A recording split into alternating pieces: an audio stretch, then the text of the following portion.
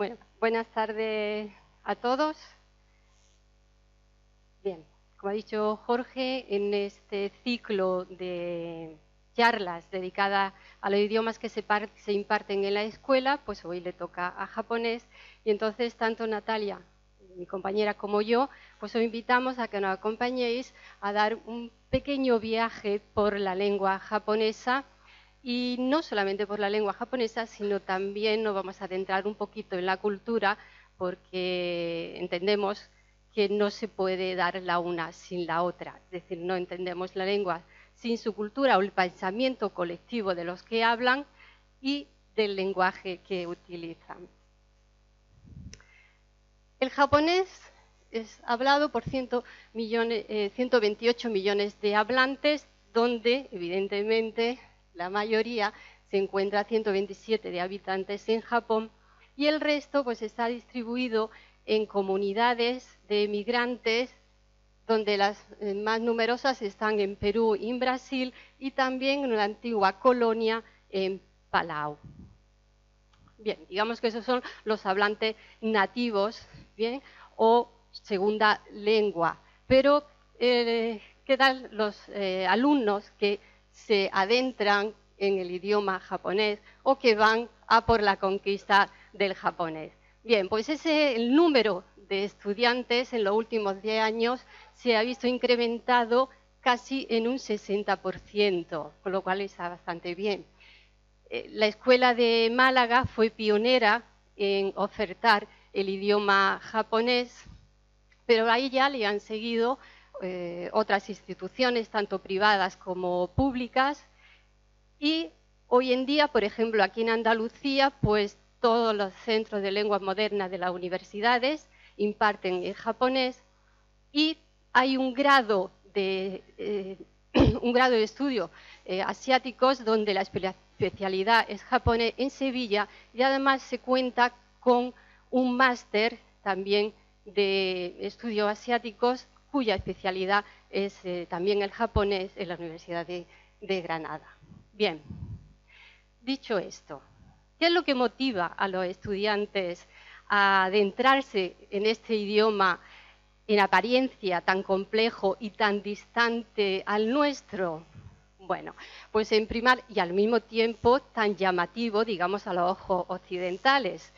Bueno, pues en primer lugar, la cultura japonesa. El atractivo, ¿vale?, que supone manga, y eso todos mis alumnos lo saben. Por supuesto, las series de dibujos, ¿bien?, y también las artes marciales y la tecnología. La tecnología, sobre todo el diseño de videojuegos y últimamente la robótica. Bien, efectivamente, cada vez llama más la atención, digamos, estos idiomas que nos vienen del extremo oriente, como puede ser coreano, chino o japonés. Ya se oferta también coreano, por ejemplo, en la Universidad de Málaga, el chino también está teniendo un auge, y el japonés. Pero, ¿somos capaces o sabemos distinguir entre chino, coreano y japonés? Bien, cada vez más, efectivamente. ¿O todavía hay gente que le sigue sonando todo a chino? Pues no sé. Bien, yo voy a hacer una pequeña prueba, muy pequeñita. Os voy a poner 3 anuncios diferentes, uno procedente de Japón, otro procedente de Corea y otro procedente de China, y vamos a ver. ¿Bien?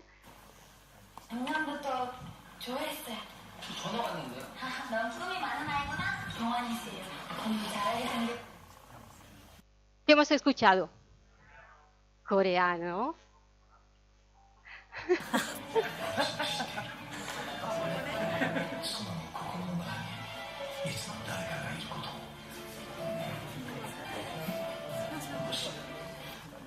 ¿Lo hemos escuchado?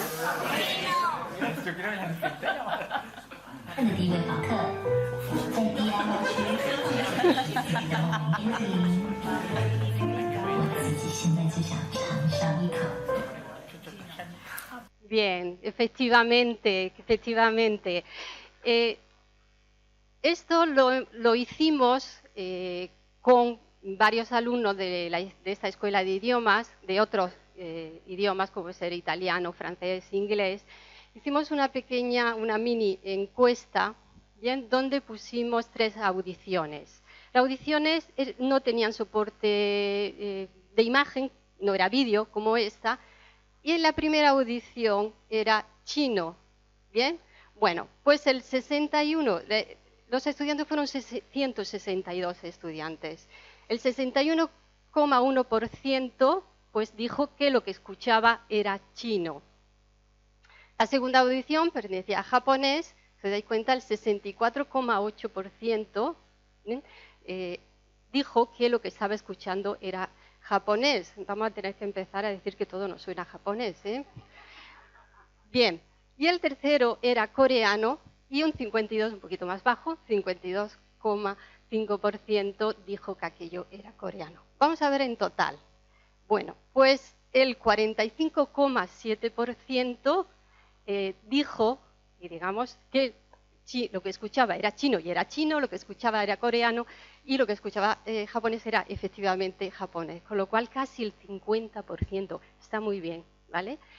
Supo, ¿no?, distinguir entre esos 3 idiomas, ¿vale? Por lo tanto, efectivamente, no todo suena a chino. Bien. En este pequeñito viaje que acabamos de empezar, si nos acercamos a una de las ciudades más grandes de Japón, es decir, si nos acercamos a Tokio, paseamos por sus calles, pues vemos que podría ser como cualquier otra metrópolis. Podría ser Nueva York, podría ser Sydney, tenemos avenidas amplias, tenemos edificios, rascacielos, edificios amplios, pero ¿dónde estaría, digamos, el primer impacto cultural? Sí, por ahí lo he escuchado, efectivamente, estaría en la escritura. Es decir, desde los anuncios publicitarios, pasando por las máquinas expendedoras de tickets del metro, ¿bien? A ver, ¿a dónde vamos y qué compramos? Hasta los paneles de las salidas y entradas de los trenes, ¿vale? Más de uno a lo mejor quiere ir a Kioto y acaba llegando a Sapporo, no sé. Bien, pues vemos cómo la escritura efectivamente es totalmente diferente a la nuestra. Ese es el primer impacto. Bueno, vamos a hablar de la escritura. La escritura japonesa tiene 3 sistemas. Kanji, ¿bien? ¿Qué quiere decir kanji? Pues literalmente quiere decir letra china, letra de la dinastía Han. Bien, hiragana y katakana. Hiragana y katakana son 2 silabarios. Ahora lo vamos a ver un poquito. Vamos a empezar por kanji.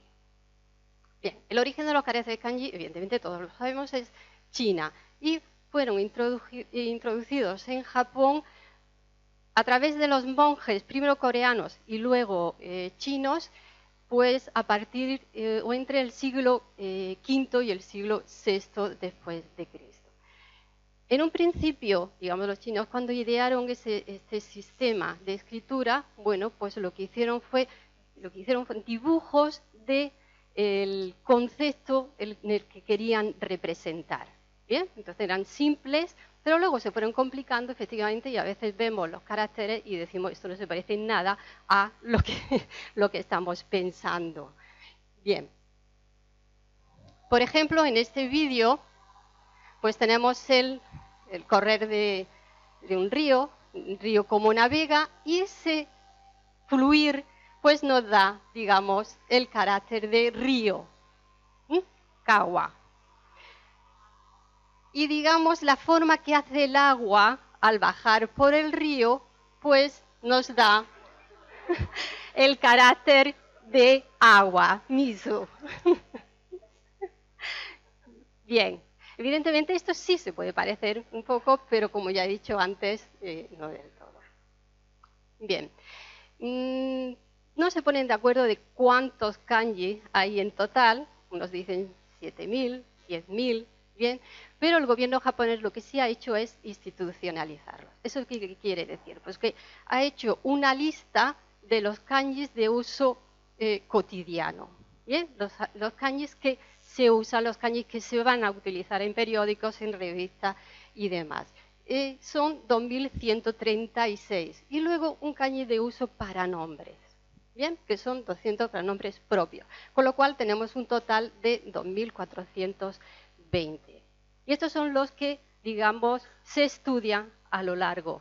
Bueno, se saben más, evidentemente, pero los que se estudian, digamos, en la escuela, en los institutos, son estos. Cuando en un periódico aparece un carácter, vamos a hablar de kanji, aparece y no está dentro de esta lista, pues están obligados a poner la lectura encima, para el que lo lee lo entienda. Bien, cuando adoptaron los caracteres chinos, no solamente adoptaron, digamos, la escritura, sino que también adoptaron sonidos. ¿Bien?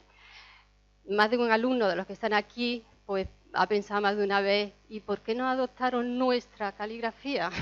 Pero bueno, es lo que hay, ¿bien? Bueno, al adoptar sonidos chinos, eso hace que un mismo carácter tenga diferente lectura. ¿Bien?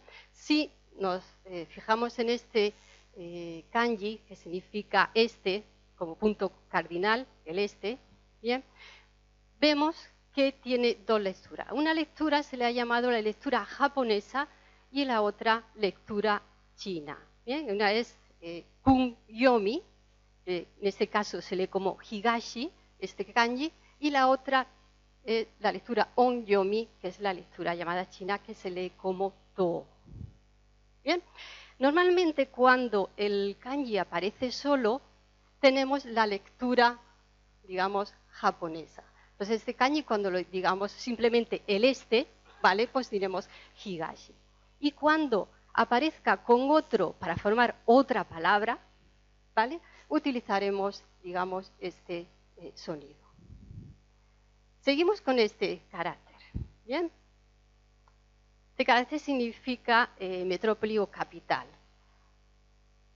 Miyako sería, ya lo saben, ¿no?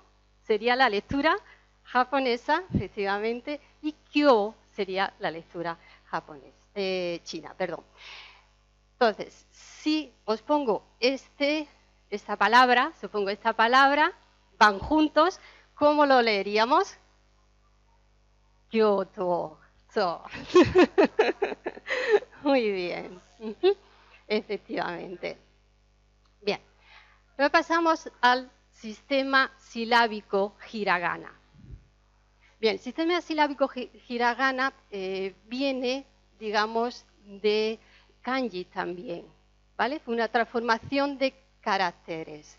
Y es silábico, porque una grafía tiene un sonido consonántico y un sonido vocálico. Es decir, aquí tenemos ka, ki, ku, ke, ko. Vocales tenemos 5, las mismas que en español. A, I, U, E, O. Tenemos muchos. Esperad. Y ahora en este katakana. ¿Bien? Silabario igual, con sus dos vocales, A, I, U, E, O, y demás, y un silabario igual, Ka, Ki. Bien. ¿Por qué hay dos? Bueno, pues hiragana normalmente se utiliza para las flexiones de los verbos, para partículas y demás, y katakana se utiliza para escribir los nombres extranjeros o para escribir los préstamos, es decir, las palabras que vienen de otros idiomas, ¿vale? Tiene muchas palabras, sobre todo importantes del inglés. Bien. Nuestro nombre, por ser extranjero, lo escribiríamos con este silabario, ¿vale? ¿No? Pues, por ejemplo, si alguien se llama, no sé, Ana, pues buscamos A y buscamos Na y así ponemos el nombre. Bien, estos tres sistemas conviven conjuntamente, es decir, en un texto, en una frase, tenemos los tres. Y aquí he puesto esto, por ejemplo, he puesto en rojo o he puesto el sistema silábico katakana. En azul o he puesto el sistema silábico hiragana y en verde he puesto lo que son los caracteres, el kanji. Bien, por lo tanto, tenemos el señor Santos fue a Japón. Santos-san wa Nihon e ikimashita. Bien, Santos es un nombre extranjero, ¿verdad? Señor Santos. Por lo tanto, Santos lo escribimos con katakana. Y que si veis aquí, este es el verbo y, digamos, lo que nos da el pasado lo escribimos en hiragana. Bien, eso que los sonidos, hemos dicho, tenemos A, I, U, E, O en las vocales, bien, pero tenemos vocales largas. No tiene mayor complicación, pero bueno, la carita ya se pone un poquito más triste. Y tenemos sonidos iguales al español, como puede ser ka, ta, na, sa, ma, da, ¿vale? Hay muchos. La pronunciación, ¿no? Pues no es complicada, la pronunciación es muy parecida al español, no presenta dificultad. Aunque tenemos algunos sonidos que o bien no los tenemos o bien nos cuesta trabajo diferenciarlos. Nos cuesta trabajo diferenciarlos, como por ejemplo entre shi y chi. Vale, hemos escuchado más de una vez, pues hoy voy a comer sushi. ¿Bien? No, sushi. Chi, no. Bueno, ¿esto qué hace? Pues que haya palabras que coinciden, el sonido coinciden, palabras españolas y palabras japonesas, coinciden. Bien, yo he puesto aquí una serie de palabras españolas, como por ejemplo ama, asa, kono, te, cantan, manco, ¿no? Esas son palabras españolas. ¿Qué palabras pensáis que pueden ser japonesas? Bueno, todas, efectivamente. Y no solamente esa, hay bastantes más. Ahí he puesto simplemente algunos ejemplos, efectivamente. Coinciden muchas palabras. Pero claro, coinciden en sonido, lo que no coinciden es en significado.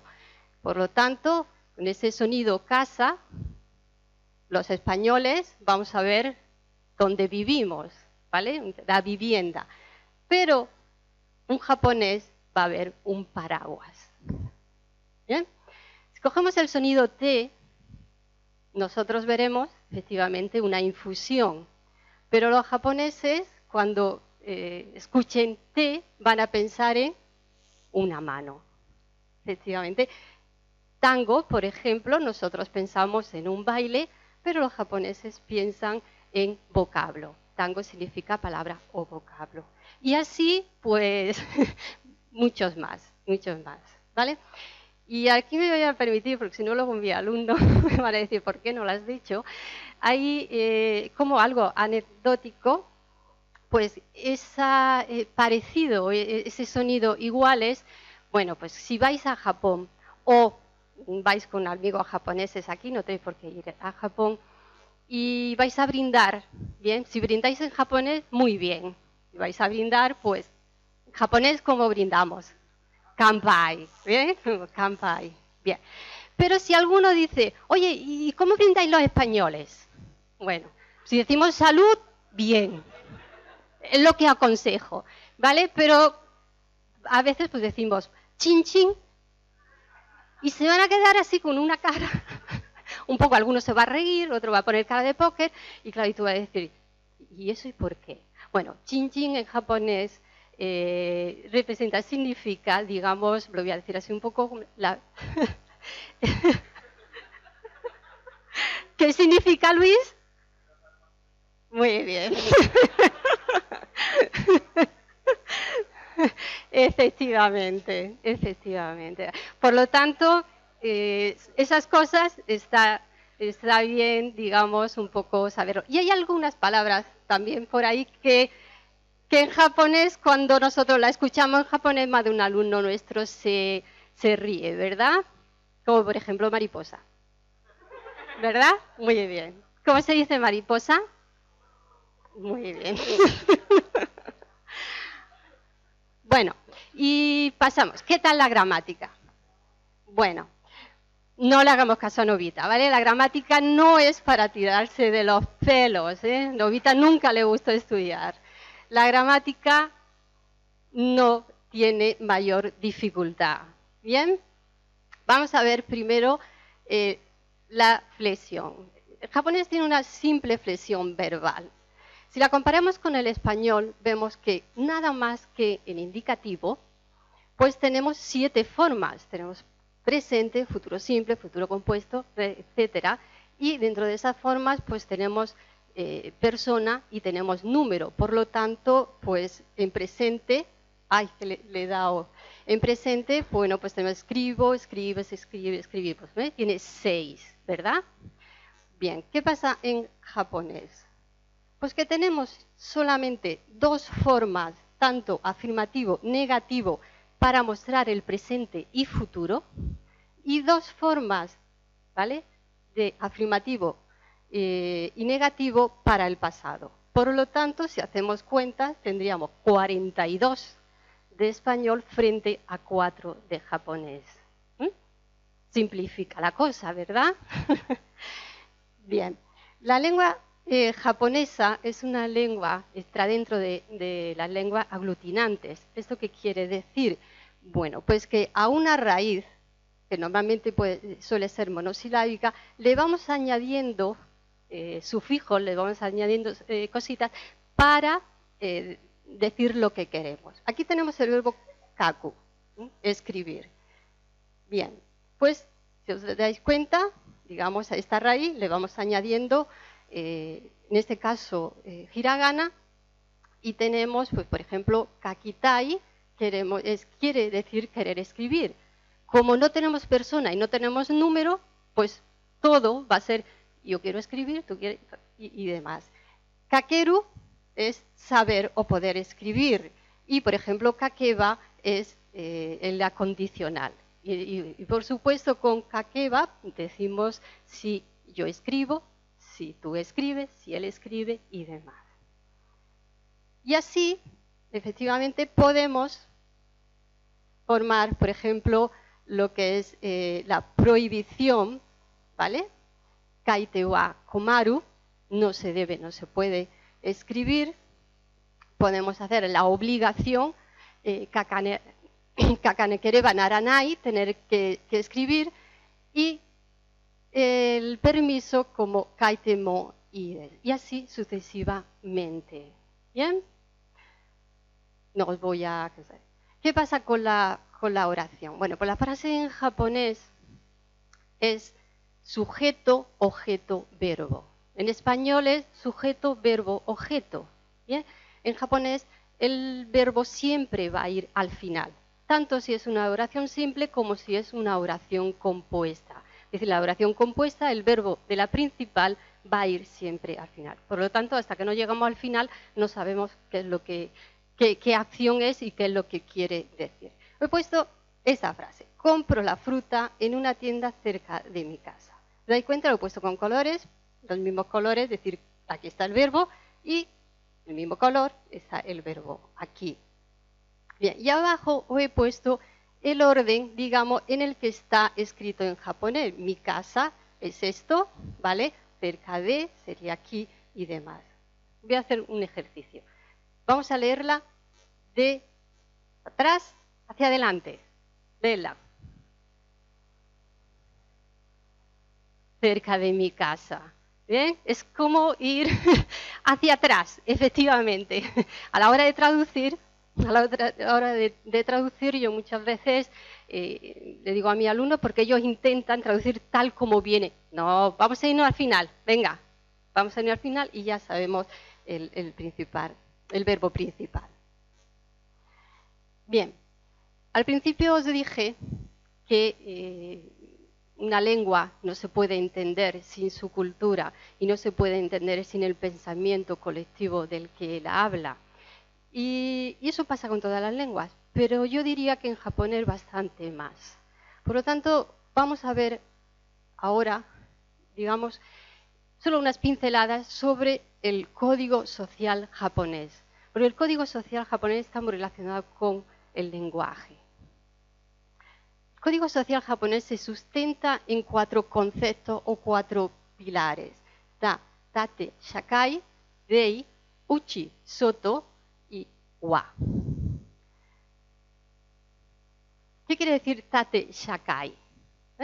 Pues es una sociedad vertical. Una sociedad vertical donde las relaciones, digamos, son jerárquicas. Va de arriba a abajo. Entonces, tenemos, por ejemplo, profesor-alumno, jefe subordinado, estudiante mayor, estudiante menor, senior, junior, que diríamos, y así, padre, hijo. Claro, esas relaciones pues también conllevan un cierto comportamiento y el lenguaje también cambia. El lenguaje cambia. El lenguaje que le dice, digamos, que se dirige el subordinado al jefe no es el mismo que el jefe al subordinado. El otro concepto está lo que llaman el culto a la forma. Los japoneses cuidan mucho la forma, cuidan mucho la manera de actuar, la manera de interactuar con el otro. Y un ejemplo, el mayor ejemplo que tenemos es el saludo. ¿Bien? El saludo. Nosotros nos saludamos dando 2 besos. Si es por primera vez, damos la mano. ¿Bien? Los japoneses se saludan con una reverencia. ¿Se dais cuenta? La inclinación de la reverencia no es la misma. Y depende del que tengamos delante. Esta pequeña reverencia de 15 grados, pues digamos que es con alguien que tenemos más próximo a nosotros.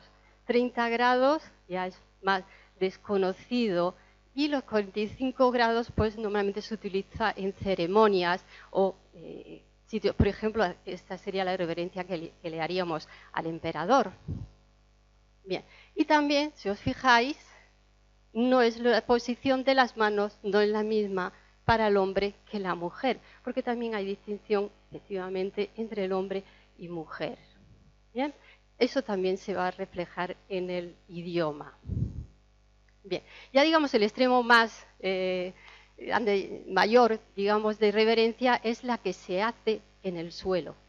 Más de uno a lo mejor lo ha visto cuando ha salido por televisión. No sé si os acordáis cuando pasó lo de Fukushima, pues que el director y el subdirector pues salieron por televisión pidiendo perdón al pueblo japonés y lo hicieron en el suelo. Es decir, la reverencia, no voy a poner ejemplo, pero digamos, ya es el culmen.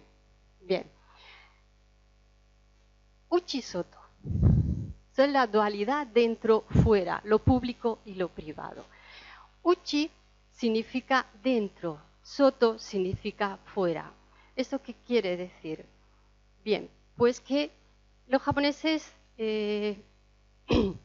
viven el grupo. Bien, cuando digo viven el grupo, pues el grupo puede ser la familia, y los que tengo más allegados, puede ser la empresa, mi grupo es la empresa, y si nos vamos a escala mayor, pues el pueblo japonés, con respecto a los que están fuera. Por ejemplo, uchi sería mi familia y los que están fuera de mi familia sería soto. ¿Bien? Uchi sería mi empresa y soto sería los otros de las otras empresas. Y, digamos, Japón, los japoneses serían ese grupo, ese conjunto, y soto serían pues los gaijin, ¿vale? Los extranjeros. Bien, también se refleja en el idioma, ¿vale? Y en la forma de actuar y en la forma de comportarse. No nos comportamos igual dentro de nuestro grupo que con el grupo que está fuera o los demás que están fuera del nuestro. Esto luego Natalia nos va a poner algunos ejemplos. El otro concepto es el concepto de wa, la armonía social. Bueno, de todos es conocido que el pueblo japonés es un pueblo, digamos, colectivo, ¿vale? Aquí en Occidente prima el individualismo, pero en Japón todavía prima, digamos, la unión, ¿vale? En el pueblo, lo que ya lo hemos visto antes con grupo. Bien, Por lo tanto, cuidan de que, digamos, el grupo esté en una constante armonía, ¿no? De que no se salga. Es decir, si el japonés ve que va a haber algún conflicto, se anticipa a ese conflicto para que no suceda. Siempre buscan, digamos, la mediación. Si hay algún problema, pues hasta que no está resuelto y no se media entre todos, efectivamente, pues ahí se sigue. Entonces, prima, digamos, lo colectivo, el grupo, a lo, digamos, el sentimiento o el deseo individual. ¿Vale? El beneficio de todos está por encima del beneficio del individuo. Un ejemplo que podemos poner para ese cuidado de la armonía, de que todo esté en paz, es que en japonés no se va a decir directamente no. Si se pide algo, ¿bien? No, directamente el japonés nunca va a decir no. Va a buscar otro recoveco, va a buscar otras formas, ¿bien? Pero nunca directamente te va a decir a la cara no. ¿Bien? Una expresión, ¿cuál sería una expresión muy típica japonesa para decir choto? Muy bien, choto. Bien. Para buscar esa armonía desde muy pequeños, la mamá en el colegio, pues hay una frase que le inculcan mucho, que es esta, ¿vale? De hito ni meiwaku o kakete wa ikenai. ¿Esto qué quiere decir? Ningún modo debes molestar al otro. ¿Bien? Para mantener, digamos, esa armonía. Y ya, por último, os dejo un refrán que ejemplifica también mucho lo de buscar la armonía en el grupo, que es deru kui wa utareru. Es decir, el clavo que sobresale se golpea. ¿Eso qué quiere decir? Se golpea hasta que esté parejo a todos los demás clavos. No puede haber un clavo que sobresalga, estando los otros un poquito, digamos, hacia adentro, porque todos tienen que estar en armonía y todos tienen que estar en paz. ¿Bien? Bueno, y ahora, pues, mi compañera Natalia os va a hablar, digamos, de algunos aspectos curiosos que todos los que empiezan a aprender el japonés pues tienen que tener un poco en cuenta. ¿Bien? Venga, muchas gracias a todos.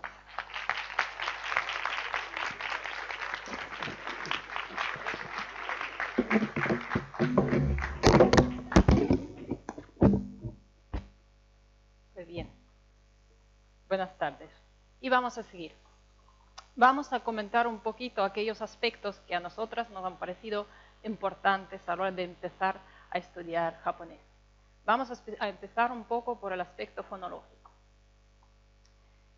Ya ha comentado antes Carmen que en realidad la pronunciación japonesa se asemeja muchísimo a la española. Es decir, la mayoría de los sonidos no nos plantean ninguna dificultad.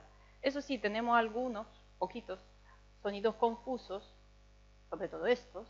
Tenemos shi, chi, ji, tenemos su, su y zu, tenemos so, sho y cho, y también tenemos ya, yu, yo, que nos cuesta un poco distinguir de ya, yu, yo. Pero con un poquito de práctica logramos manejar más o menos esos sonidos también. Bueno, algunas palabras nos van a costar, ¿no? Esta, por ejemplo, distinguir entre suru, tsuru y zuru, o distinguir entre yusho y yusho, pero bueno, poquito a poquito lo vamos manejando. Ahora, nos queda otro aspecto que nos resiste un poquito más, que es el acento. ¿Por qué?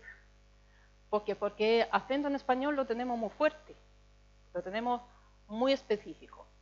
En español tenemos una sílaba tónica dentro de la palabra que se diferencia de los demás por su intensidad, es decir, la pronunciamos con voz más fuerte. Y también tenemos dos características secundarias a las que normalmente no prestamos atención. Es decir, tenemos el tono más agudo y tenemos mayor duración de la sílaba. como nosotros toda la atención la centramos en intensidad, normalmente no prestamos atención a estas características, pero os invito a tenerlas en cuenta conforme vayamos hablando de los demás. Otra característica del acento español es que se marca gráficamente. Es decir, una vez que vemos la palabra escrita, sabemos dónde está la sílaba tónica, porque o bien la marcamos con tilde, o bien no está marcado, pero sabemos dónde está. Por ejemplo, todas esas palabras, aunque no lleven tilde, sabemos perfectamente que el acento recae ¿dónde? Con la penúltima sílaba, ¿no? ¿Por qué? Porque las palabras terminan o bien en vocal, o bien en sonido N, o bien en sonido S. Ahora bien, en japonés, todas las palabras terminan o bien en vocal, o bien en un sonido que se parece a N un montón, ¿no? Entonces, todas estas palabras, ¿cómo son? Con la llana, ¿no? Entonces tenemos sake, aikido, sumo, judo, ¿no? Lógico. ¿Y la niña cómo se llama esta? Pues claro, ¿cómo se va a llamar? Shizuka, pues claro. Ahora bien, en realidad, ¿qué es lo que pasa? ¿Hasta qué punto es cierto esto? Por empezar, tenemos que decir que no tenemos en español, en japonés, el acento en el sentido que lo entendemos en español. Es decir, no tenemos ninguna sílaba tónica. En cambio, tenemos aquello que llamamos acento tónico, o también lo llamamos acento musical. Y eso quiere decir que las sílabas se diferencian por su tono, que puede ser o más grave o más agudo. Ahora bien, cuidado que no se trata de tonos de chino. No tenemos ningún movimiento dentro de la misma sílaba, ni bajamos ni subimos. Una vez que empezamos a pronunciar sílaba, seguimos donde seguimos. Y la diferencia, el cambio, se afecta a cambio de una sílaba para otra. Por ejemplo, esta palabra. ¿Sabe qué es? ¿Qué es? Pues una bebida, ¿no? Pues esta es una palabra bisílaba. Y tenemos una trampa, lógicamente, porque se puede pronunciar de dos maneras. Tenemos que imaginar que tenemos una escalerita, que se puede subir o se puede bajar. Entonces, según donde estemos, o bien estamos al principio, entonces subimos, o bien estamos en el medio, entonces bajamos. Eso lo podemos practicar con la mano, ¿no? ¿No? Pues entonces, esta palabra la podemos pronunciar, bueno, primero para arriba, sake, y ahora para abajo, sake.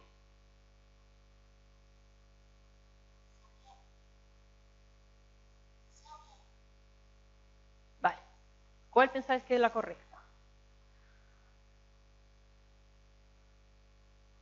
Bueno, alguien dice la primera, pues efectivamente la primera. Entonces, si habéis fijado bien en lo que hemos escuchado antes, os habréis dado cuenta que nosotros como destacada, ¿cuál escuchamos? La aguda. ¿Por qué? Porque la característica de nuestro acento español, secundaria, pero vigente, es que el tono es más agudo. Entonces nosotros como destacada percibimos la sílaba más aguda. Entonces si eso no da por escribirlo en español, pues algo así tendremos que poner. Y esta palabra, la llana, ¿qué pasa? Porque también la hay. Lo que pasa es que significa otra cosa. Significa salmón. Ahora aquí tenemos que volver a tener cuidado. ¿Por qué? Porque no tenemos una única sílaba tónica, sino tenemos un número absolutamente libre de sílabas agudas o sílabas graves. Aquí, por ejemplo, la palabra satsumaimo, que significa batata, pues casualmente tiene solamente una sílaba grave y las demás 4 son agudas. Satsumaimo, subimos una vez y nos bajamos ya hasta el final de la palabra. Bien, pero el acento tónico no es la única cosa que afecta nuestra percepción de la palabra japonesa, porque también tenemos que tener cuidado con las vocales largas. ¿Qué son vocales largas? Bueno, tenemos que empezar por las breves. Las breves son las vocales normales, son aquellas que duran un tiempo, ¿no? Son las normales nuestras. Pues si decimos ka, o decimos sa, eso sería palabra vocal breve. Ahora, vocales largas duran 2 tiempos, por ejemplo, ka, ta. Por ejemplo, en esta palabra, genko yoshi, la plantilla para escribir, tendríamos que pronunciarla en 7 tiempos. Genko yoshi. Y es muy importante dar la duración suficiente, justamente doble, a las vocales largas, porque si no, primero que no nos van a entender. Y segundo, que es peor, que nos pueden malentender. Por ejemplo, fijemos en estas palabras. Tenemos las dos sílabas siempre las mismas, sílaba ko, sílaba sho. En primer lugar, tenemos sílabas cortas. Ko, sho, significa libro antiguo. Alargamos la segunda sílaba, ko, sho, nos da viría. Alargamos la primera, ko, sho, lugar alto. Alargamos las dos, ko, sho, tenemos la negociación. Con lo cual tenemos que tener muchísimo cuidado. Y otra vez, ¿cuáles son las sílabas que escuchamos como destacadas? Las largas. ¿Por qué? Por lo mismo, porque una característica secundaria de nuestro acento es que son más largas. Pues muy bien. Ahí no acaba la cosa. Porque también tenemos vocales reducidas. Vocales reducidas son aquellas que pierden el sonido. O sea, o no suenan del todo o suenan de una manera que casi no se distingue. En caso de japonés, la reducción afecta a las vocales U y I cuando se encuentran entre dos consonantes sordas. Por ejemplo, en la palabra mesa tenemos entre tsu y ku, entonces tenemos tsukue. Y en la otra palabra, la regla, pues tenemos kisoku. Tanto U como I prácticamente se pierden. Pues ahora imaginamos que esta I o esta U está en la penúltima sílaba.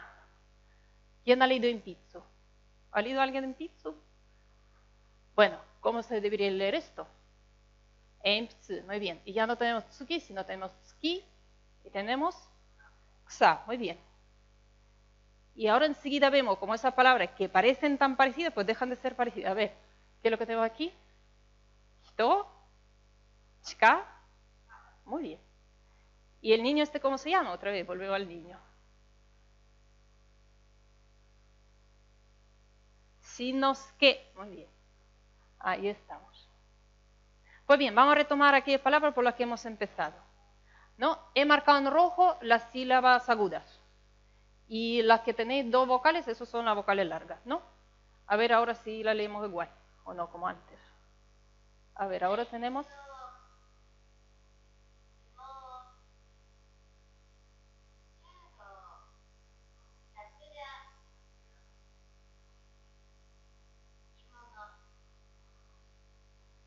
¿Qué tal les parece? Hay algunas palabras que sí se han quedado más o menos parecidas, ¿no? Pero otras, pues no tanto. Entonces, esas características estas tenemos que tener siempre en cuenta. Y volviendo con mi amiga, ¿cómo se llama esta chica? Muy bien. Pues muy bien, vamos a seguir un poquito con el aspecto léxico. Para hablar de léxico, hemos escogido hablar de onomatopeyas. Onomatopeyas realmente están presentes en cualquier idioma.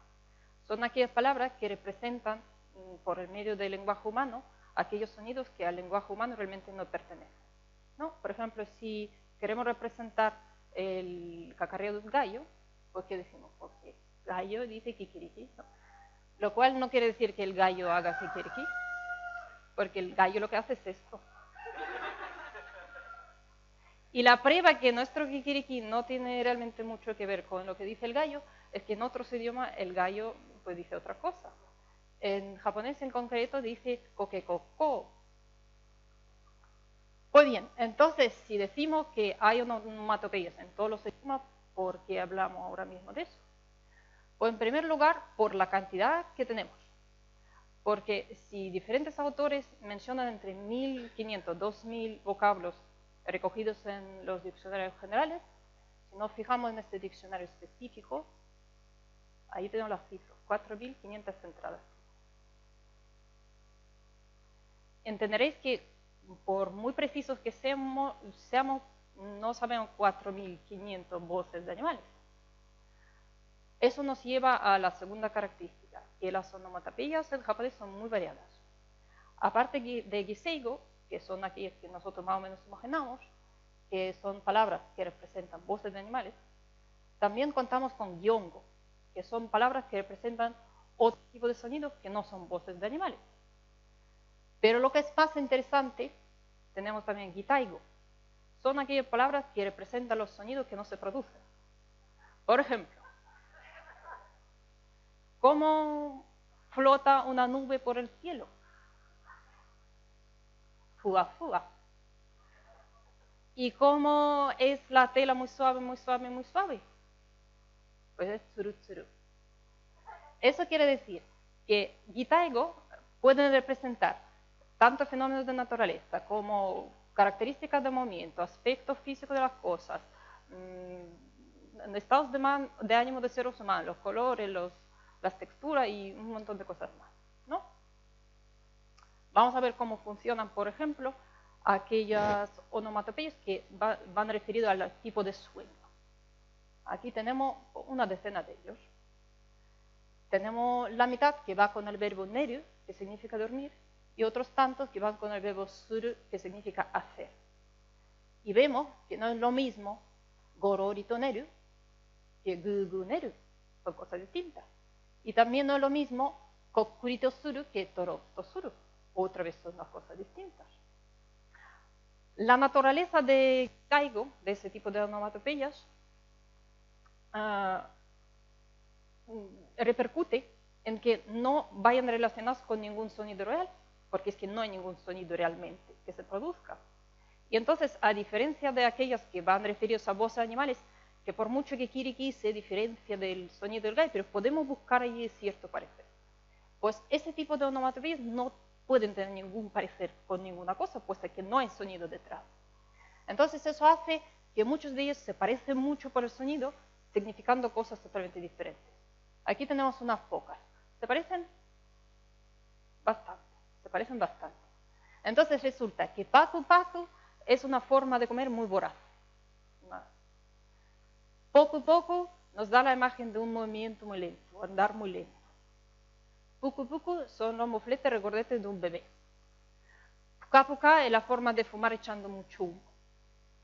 Pika pika designa una cosa con muchos destellos, así que brillante. Y peco peco significa tener mucho hambre.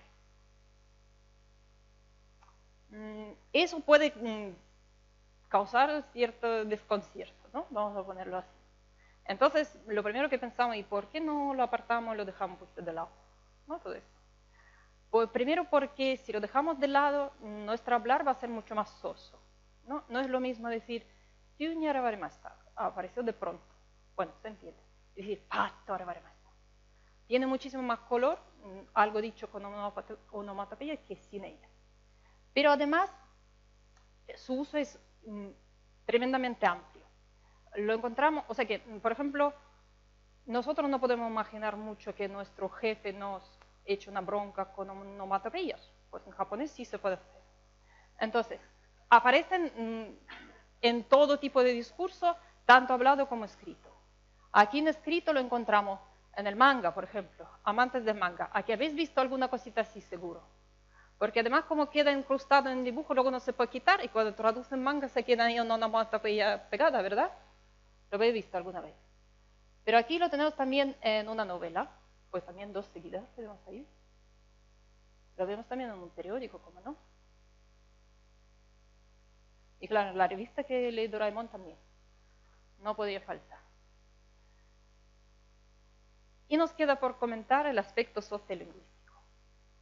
Vamos a empezar por una pregunta bastante sencilla que hace todo el mundo cuando empieza a estudiar un idioma. En primera clase, ¿qué es lo que aprendemos? Pues, ¿cómo se dice yo? Pues, ¿cómo se dice yo? Nosotros también enseñamos en el primer día cómo se dice yo. ¿Cómo se dice yo? Vamos, watashi, por supuesto. Y también boku. Y también ore, ¿vale? Y también uchi, atashi, atai, también, ¿vale? Y también jibun ni kochira. Y también washi. Y también ware watashi, atashi, ¿vale? Vale, bien. Y si escribimos una carta, pues también shosei shokan. Y si nos ponemos un poquito más brutos, pues oresama y wagahai. Si vemos una peli de samurai, ¿no? Pues tengo que poner seisha también. Y ya se nos ha llenado la pantallita y todavía no hemos acabado la lista. Es decir, podríamos buscar algún otro más. Y si nos ponemos con los pronombres de segunda persona o de tercera persona, pues tendremos que tener lo mismo. Y dice Jorge, ¿qué hacemos? ¿No? ¿Cómo nos podemos orientar en esta multitud de palabras tan sencillas? Que va a decir yo soy siempre yo, ¿no?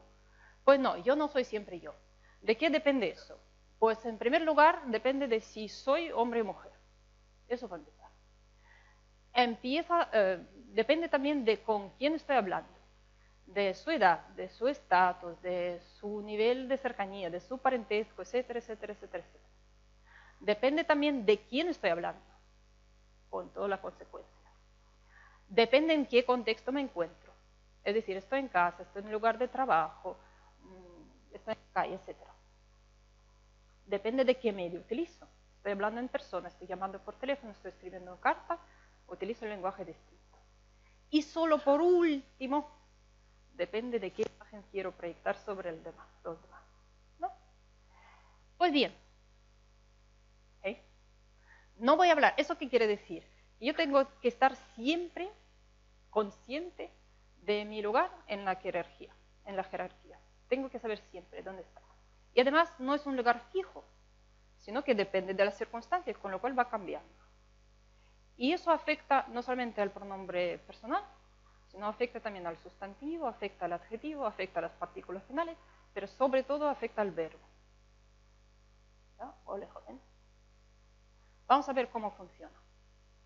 Lo primero que tenemos que, antes de empezar a hablar, lo que tenemos que tener en cuenta es nuestra relación con nuestro interlocutor. ¿Por qué? Porque en función de ella vamos a escoger el estilo general de discurso. En principio disponemos de dos principales. Tenemos tsugo, o lenguaje neutro, y tenemos teineigo, o lenguaje corteo.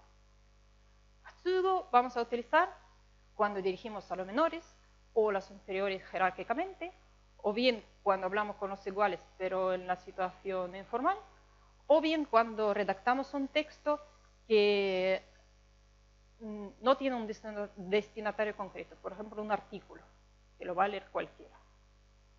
Mientras que teineigo utilizamos cuando nos dirigimos a mayores o superiores, o bien a los iguales pero en la situación más formal, o bien redactamos un escrito que va a tener un destinatario concreto, por ejemplo una carta. Cada uno de los estilos tiene terminaciones muy parecidas, pero en el estilo neutro las terminaciones se añaden directamente al verbo, y en el estilo cortés tenemos que pasar por una especie de, sufijo antes de añadir la terminación. Watashi wa keiki o tsukutta o watashi wa keiki o tsukurimashita. Ambas frases en realidad en español significan lo mismo. Yo hice una tarta, ¿no? Y como hemos dicho que el verbo no es sensible ni a género, ni a número, ni a persona, si queremos hablar de nuestro amigo que hizo una tarta, pues nos basta con cambiar el sujeto. O sea que quitamos watashi, que era yo, y ponemos tomodachi, que es mi amigo. Entonces tenemos tomodachi wa keiki o tsukutta o tomodachi wa keiki o tsukurimashita, que vemos que solo ha cambiado el sujeto. ¿Bien? Bien. Eso es válido solamente hasta el momento que aparezca alguna interacción entre personajes. Porque a la mínima que aparezca alguna interacción, tenemos que empezar a tener en cuenta la relación dentro-fuera de la que hablaba antes Carmen. Podemos imaginar un mundo como una serie de círculos concéntricos. Dentro, que van desde dentro para afuera, ¿no? Dentro estaré yo, en el círculo segundo van a estar las personas cercanas, los familiares, los amigos, etc. Y fuera van a estar el resto del personaje, ¿no? Todos los demás. Y para el japonés no es igual si el beneficio se distribuye desde dentro para afuera o desde fuera para adentro. Vamos a ver cómo va. Primero vamos a ver el movimiento desde dentro hacia afuera. Por ejemplo, yo hago algo para mi madre. Yo hago algo para mi vecina. O mi madre hace algo para mi vecina. Estamos en ello. Pues con la tarta, yo hago tarta para mi amigo. Watashi wa tomodachi ni keiki o tsukutte agemashita. ¿Qué pasa? ¿Os acordáis del verbo anterior? Aquí tuvimos que añadir un verbo diferente, verbo ageru, que nos indica precisamente que el movimiento va desde dentro hacia afuera. Y si la situación cambia, y vamos desde fuera para adentro, mi madre a mí, mi vecina a mi madre, o mi vecina hacia mí, aquí tenemos con amigo, ¿no? Y vamos nosotros, mi amigo me hizo la tarta, entonces ya no nos basta con cambiar de sujeto, ya tenemos que añadir otro verbo verbo kureru, que indicará que el movimiento va desde fuera hacia adentro. Ahora bien, si además de esta relación fuera-dentro, también existe diferencia vertical entre yo y la persona de la que estoy hablando, por ejemplo, en vez de amigo, tenemos al profesor, pues esos verbos tampoco ya valen. Porque entonces, en el caso de profesor, tenemos que, en el caso que yo le hago a él, tenemos que poner verbo sashageru, y en el caso contrario, verbo kudasaru. Estos dos últimos verbos, ambos, pertenecen a la categoría de llamados keigo, o lenguaje honorífico, cuyo uso viene determinado por la relación nuestra con la persona de la que estamos hablando. Si hemos dicho antes que hemos tenido que pensar en nuestro interlocutor para aplicar un estilo, ahora tenemos que pensar de quién hablamos. Esta persona de quien hablamos puede coincidir con nuestro interlocutor o no, porque podemos hablar de ti contigo o podemos hablar contigo de otra persona. Entonces puede coincidir o no. Keigo aplicamos en el caso cuando tenemos que mostrar respeto hacia la persona de la que estamos hablando. Y a su vez, keigo se subdivide en dos tipos. Tenemos sonkeigo y kenjougo. Sonkeigo son las expresiones de respeto que se aplican a las acciones de los demás, mientras que kenjougo son las expresiones de humildad que se aplican a las acciones de uno mismo. Por ejemplo, si tenemos verbo taberu, comer, tenemos tres versiones de sonkeigo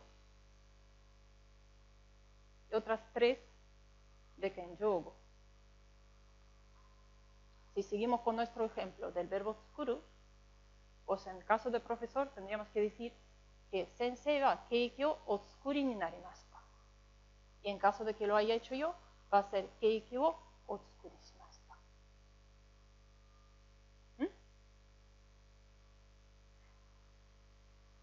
Vale. Resumiendo los tres aspectos que hemos comentado un poquito, tenemos que tener en la cabeza una especie de plantillita, ¿no?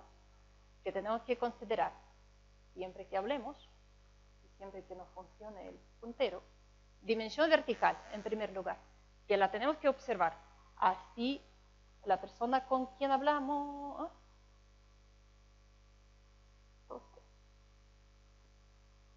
Bueno, pues señalando con el dedito.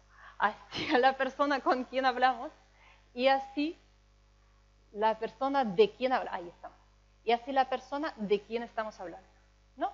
Entonces, según nuestro interlocutor, tenemos que elegir estilo. O bien estilo neutro, si no tenemos que marcar ningún respeto especial, o bien estilo formal, entonces tenemos que añadir un sufijo. Luego pensamos, si tenemos que marcar un respeto especial, una cortesía especial hacia la persona de quien estamos hablando, o no tenemos que marcar nada, o bien, tenemos que marcar, tenemos que pensar si tenemos que utilizar la expresión humilde, o bien tenemos que utilizar la expresión respetuosa. Y también tenemos que pensar siempre si existe algún intercambio de favores para considerar en su caso la dimensión fuera-dentro.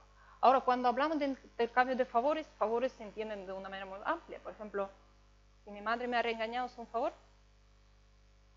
Sí, es un favor. Es un favor. Pues bien, entonces, viendo diferentes combinaciones de más o menos que hemos puesto en la tablita anterior, pues tendríamos como unas pocas versiones para decir que él o ella hizo algo, y tenemos unas cuantas versiones también para decir que yo hice algo, según con quién, de quién, etcétera, etcétera, etcétera. ¿No? Pues bien, eso es lo que nos viene a ilustrar la característica quizás más interesante y más destacable del japonés en general. Y es que su gramática se encuentra en una estrechísima relación con la relación social. Y no podemos cortar esa relación de ninguna manera. Un japonés cuando habla siempre está obligado por su idioma de confirmar y reconfirmar en qué circunstancias sociales se encuentra, en qué contexto se encuentra. Y según eso tiene que utilizar el idioma. Y pues a nosotros pasa lo mismo, cuando tenemos que hablar en japonés, pues tenemos que pensar siempre pensar con mucho más cuidado de todo el mundo que nos rodea. Tenemos que pensar en nuestro entorno más.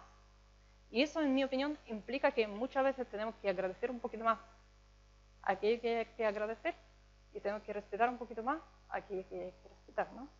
Y eso no nos viene mal, bueno, a nadie. Y con esta reflexión terminamos este pequeño viaje hacia la lengua japonesa. Y simplemente os quiero añadir que empezar a estudiar japonés es como abrir la puerta mágica de Doraemon. Que detrás hay un mundo muy grande, un mundo lleno de cosas extrañas, de cosas diferentes y cosas maravillosas a la vez. Y os invito a que no quedéis a la puerta, que entréis y que exploréis por vosotros mismos pues este mundo, que a veces puede ser una tarea un poco ardua, pero siempre es muy agradecida.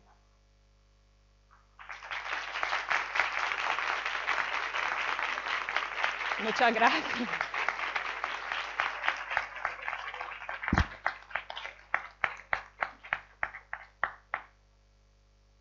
Ahora, ¿todavía no? Sí, ahora yo me permitís que invite a nuestro alumno de tercero, que os va a contar una cosa que hoy no podíamos dejar de contar. Minasan, konbanwa, watashi wa Ruizu desu. Doso yoroshiku. Ima, Nihon no Matsuri hanashimasu. Para lo que no habéis entendido nada, espero que algunos sí, porque sois alumnos, hemos estado escuchando la intervención tanto de Carmen como de Natalia, que me parece muy interesante, y han comentado todo eso de las formas, oye, qué formales son los japoneses, la inclinación. Entonces mucha gente podrá pensar, oye, ¿Japón? ¿Qué pasa? ¿Es que es aburrido o algo así? ¿Vosotros qué pensáis? ¿Es un país aburrido? O sea, porque tienen tantas formas, tanto, ay, no me puedo mover. O lo típico que conocemos en Japón, la huelga a la japonesa, trabajar más. Eso en España no se nos ocurriría. Bueno, pues entonces, precisamente para un poquito de, digamos, interacción y ya entretenimiento lúdico, hemos pensado explicar un poco esto. Para quien diga que Japón es aburrido, pues vamos a hablar de los festivales en Japón, ¿vale? Venga. Japón es un país de festivales. Aquí, como podéis ver, hay 24 marcados y allá donde vayas siempre hay alguno. Aparte de esos 24, que son los famosos, lógicamente, hay festivales regionales, locales e incluso por barrios. Un poco como nosotros, en cierto modo. Vamos, que tampoco son aburridos, que saben divertirse. Venga. Dentro de ello, ¿por qué vienen tantos festivales? Los festivales principalmente vienen sintoísmo, que es su mayor religión. Todos tienen su templo y prácticamente cada templo tiene un festival. Los motivos principales de estos festivales en Japón tienen tres relaciones. La relación con la naturaleza de la agricultura, con las etapas de la vida y con los dioses y los antepasados. Algunos de los principales festivales de Japón, principalmente, hay muchos, hay 24, no os voy a contar 24, tranquilos, son el Obon, que es de origen budista, para honrar el espíritu de los antepasados. Este seguro que lo habéis visto porque es súper famoso, el típico de que se ponen las lamparitas en los ríos y tal. Con ello lo que se intenta es hacer que el espíritu de los antepasados pase al otro mundo y todo eso. Otro muy famoso es el Hanami. Igual no lo podéis ver ahí con el rojo, lo siento. Este es uno de los más famosos a nivel cultural, social, y que además desde el exterior lo conocemos todos. Significa literalmente ver la flor. Y se celebra cuando los cerezos están en flor, la flor de Sakura, como sabéis, súper famosa también por Card Captor Sakura y demás, y se hacen meriendas en los parques para observarlos. Este es tan importante que las propias empresas muchas veces mandan a un trabajador al final del trabajo o incluso antes a coger el mejor sitio para los trabajadores. Y se tiene que esperar ahí 8 horas a que los demás terminen de trabajar y vayan a celebrarlo.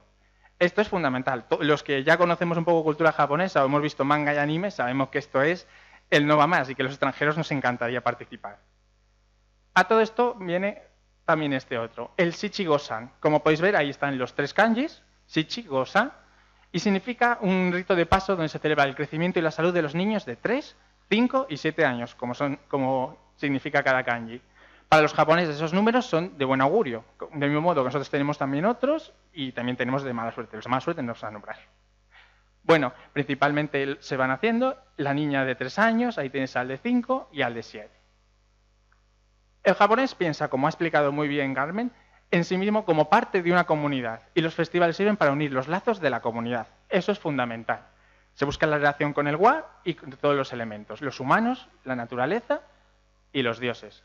Es muy importante mantener y honrar el ciclo de las estaciones y de la vida. Y muchos más, como ha comentado Carmen. Hay otros festivales, está el Festival de la Langosta, que tiene que ver con los pescadores, los mariscadores, mejor dicho. O otros festivales un poquito, digamos que con el cuerpo humano, como el Festival del Chinchín. A todo esto, ¿por qué ha venido a explicar un poco el festival? Precisamente hoy es 3 de marzo y precisamente coincide con lo que no se ve ahí casi, el Hina Matsuri. El Hina Matsuri o Festival de las Muñecas o Festival de las Niñas se celebra precisamente este día y es uno de los más importantes a nivel nacional en Japón. Está dedicado, como es lógico, a las niñas principalmente y es casi tan importante como el cumpleaños. Se celebra para traer salud, éxito y un feliz matrimonio, porque ya sabemos que lo más importante para las niñas es casarse, ¿no? Todos queremos que se casen bien, con un buen marido, que las ayude o que... Bueno, vamos a dejarlo, sin más. Este festival tiene su origen en China, en el periodo Heian, en los siglos 8 al 12. Por entonces, solo lo celebraban los nobles y la corte imperial. Solamente eran los ricos los que lo hacían. Sin embargo, en el periodo Edo, siglos XVII y XIX, se empezó a popularizar en Japón. Como hemos dicho lo del número, se celebra el tercer día del tercer mes del año. Número 3, número de buen augurio. En su origen era un ritual para limpiar y exorcizar las desgracias y los malos espíritus. ¿Cómo se realizaba este ritual? Pues se fabricaba un muñeco de papel o bambú, que funcionaba como un chivo expiatorio. Esto es como un envase sustitutivo de la persona. Absorben el alma y las posibles futuras desgracias. Después se echaban en los ríos para que se los llevaran hasta el mar. Y así, pues el espíritu, todo lo malo, se lo llevaba el muñequito y esa niña vivía estupendamente. También se pedía buena salud a los dioses, que como su panteón es muy grande, pues se les ofrecía comida. Es interesante destacar que dentro de la tradición es importante que las niñas heredan las muñecas de sus madres. Un mes antes, las niñas exponen varias muñecas vestidas con kimonos tradicionales, representando a personajes de la corte imperial. Eso ahora lo explicaré un poco más. Y se colocan ordenados jerárquicamente, como ha comentado muy bien tanto Natalia como Carmen. Dependiendo del número de muñecos o espacio, suelen ser de 3 a 7 niveles. Actualmente, los tamaños de las casas japonesas sabemos que no son muy grandes, y que lógicamente hay que reducir, ya sabemos, y que ya nos ha hecho hacer encogiendo las cositas en casa. También es muy interesante que se suelen colocar dulces como ofrenda ante los muñecos.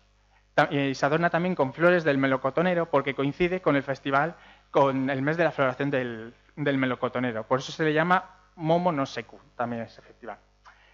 Sabéis también que la flor del melocotonero, junto a la del cerezo, es una de las favoritas de los japoneses. Y además el melocotonero es un árbol sagrado que protege del mal y además simbolizan felicidad, y matrimonio. Ahí está Hina Matsuri, pone ahí por si acaso. Ese es el típico de dibujito sencillo. Para explicar un poco lo que habéis comentado, los niveles, bueno, no me voy a acercar, se ven bien, ¿no? En el primer nivel superior, evidentemente, está la pareja imperial, los más suntuosamente vestidos y demás. Luego va bajando las 3 damas de compañía, la corte, los 5 músicos de la corte que representan realmente la cultura, las letras, etcétera, Luego está el ministro de la derecha y el ministro de la izquierda, que son aquellos. Básicamente son el ministro de la guerra y el ministro, creo que, de la economía. Son los más importantes. Luego están los 3 ayudantes, que son aquí. No se ve bien en la foto, pero bueno, tienen una cara como de...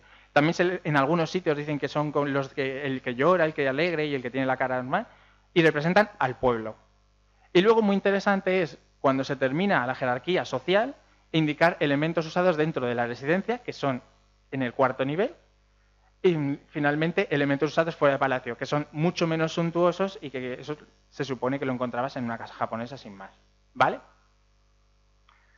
Como hemos comentado, algunos templos siguen utilizando el ritual de echar los muñecos al río, como el de Awashima en Wakayama, en esta imagen se ve. Luego los colocan sobre barcas que bajan la corriente y más tarde los recogen y los queman para purificarlos. En Japón, ya sabéis, y en todos los sitios en general, el mal se purifica con fuego. Lo hemos visto en todos los sitios. Las películas de terror siempre matan al malo quemándolo. A todo esto, ¿a qué viene? Porque ¿qué es un festival también además sin comida? Este día, tanto la comida como los dulces son de 3 colores. Rojo, rosa, blanco y verde. Como este del Ishimochi con forma de diamante. Este orden representa las flores del melocotonero, los brotes verdes de la rama, el verde de abajo, la nieve sobre ellos, que para los japoneses simboliza pureza, y finalmente el rosa de las flores. como hemos comentado, realmente los japoneses todo lo tienen que ver mucho con el wa, la armonía con la naturaleza y demás. Por eso mismamente, el verde además es el color de plantas recientes de primavera, simboliza la vida.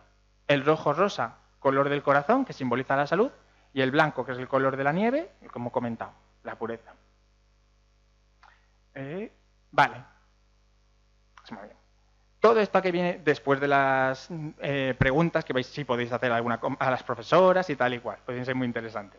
Viene a que, aprovechando que Hinamatsuri y demás, desde el departamento queremos ofrecer a que probéis dulces típicos de Japón y ocha, que significa té en japonés, para que lo disfrutéis. Nada más. Entonces, por mi parte ya he terminado y simplemente cuando termine la charla, itadakimasu. Arigatou gozaimasu.